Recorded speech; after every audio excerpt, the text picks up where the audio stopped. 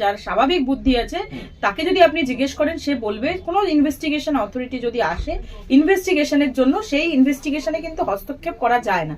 কিন্তু এখানে আমরা দেখলাম রাজ্যের সর্বোচ্চ যিনি নেতা, যিনি বর্তমান রুলিং পার্টির নেতা, আমাদের মুখ্যমন্ত্রী, তিনি গেলেন একটা ইনভেস্টিগেশন, পুরো যে প্রসেস চলছিল ইডির ইনভেস্টিগেশন, যেখানে মানি ট্রানজাকশনের প্রশ্ন আছে, যেখানে হিউজ একটা মানির করাপশনের বিষয় আছে, একটি এত পরিমাণ, কারণ ইডির ইনভলভমেন্ট এবং ইডির ইনভেস্টিগেশন মানেই কিন্তু আমাদের বুঝতে হবে সেখানে নিশ্চিতভাবে কোনো মানির ট্রেল আছে। সেইখানে গিয়ে উনি সব ডকুমেন্টস নিয়ে এলেন এবং একটি অভিযোগ করলেন যে সেখানে নাকি তার সব ডকুমেন্টস তারা পার্টির ডকুমেন্টস সেখানে নিয়ে গেল। আপনি ওখানে, আমি বিভিন্ন নিউজের ফুটেজেই আমি দেখেছি সেখানে পশ্চিমবঙ্গ সরকারের কিন্তু অনেক ডকুমেন্টস সেখানে ছিল। এখন প্রশ্ন হলো, একটি প্রাইভেট সংস্থার কাছে কি করে সেই গভর্নমেন্টের ডকুমেন্টস গুলো পৌঁছলো, যেটা গভর্নমেন্ট অফিসে থাকার কথা, সেটা কি করে একটা প্রাইভেট এন্টিটির কাছে গেল?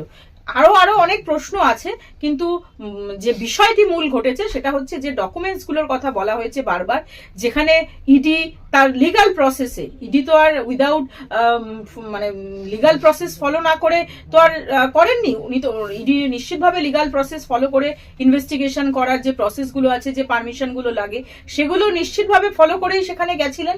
উনিও পারতেন যে একটি লিগাল প্রসেস করে সেটাকে আটকাতে, উনি দেখলেন না, লিগাল প্রসেস করে আটকাবো না, আমি সব গায়ে জোয়ারি করে আটকাবো, এবং সেটাই কিন্তু আমরা দেখতে পেলাম, পুরো পশ্চিমবঙ্গবাসী কিন্তু সেটা দেখতে পেল যে এইরকম ভাবে ছিনতাই করা হলো ফাইলগুলো। এক প্রকার শুধুমাত্র ধরুন দুটো ফাইল নিয়ে এসছেন, সেটা ধরুন আলাদা বিষয়, কিন্তু হতেই পারে যে পরিস্থিতি এবং ওনার যে সাঙ্গপাঙ্গরা গেছিলেন সেখানে কিন্তু ডাকাতির থেকে কিছু কম নয়। কেন ওনার বিরুদ্ধে আইনানুগ ব্যবস্থা নেয়নি ইডি, সেটা তো নিশ্চিতভাবে ইডি জানে।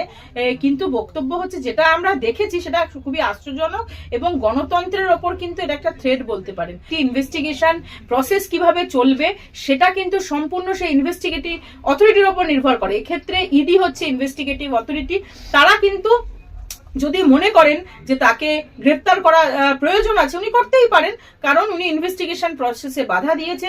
ইনভেস্টিগেশনের যে ডকুমেন্টস গুলো নেসেসারি বলে ওরা, কারণ ওনারা প্রেস বিবৃতি দিয়ে, দেখবেন একটি প্রেস বিবৃতি, তারপরে একটা প্রেস রিলিজ এসছে, যেখানে কিন্তু স্পষ্টভাবে বলেছেন যে কি ডকুমেন্টস মানে হচ্ছে গুরুত্বপূর্ণ ডকুমেন্টস, একটি যে কয়লা কেলেঙ্কারির যে ইনভেস্টিগেশন প্রসেস চলছে তার যে কি ডকুমেন্টস গুলো, সেগুলো কিন্তু ছিনতাই করা হয়েছে, সেগুলো কিন্তু নিয়ে যাওয়া হয়েছে। খুব স্বাভাবিকভাবে যদি কেউ কি ডকুমেন্টস নিয়ে যায় তার বিরুদ্ধে তো আইনানুগ ব্যবস্থা অবশ্যই গ্রহণ করা যেতে পারে।